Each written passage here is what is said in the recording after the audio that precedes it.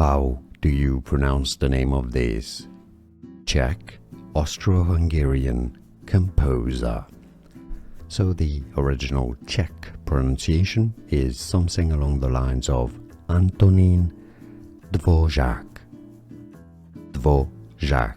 So you normally have a little R with a symbol on it, so it's a J sound. In English it's said as Antonin Dvorak.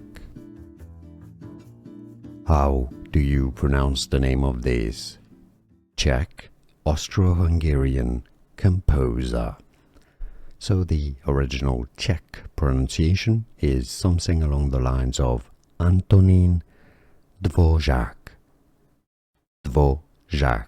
So you normally have a little R with a symbol on it, so it's a J sound. In English it's said as Antonin Dvorak. Here are more videos on how to pronounce more confusing words and names too many mispronounced. Like this video if you found it useful. I appreciate your support. I'll see you soon and thanks for watching.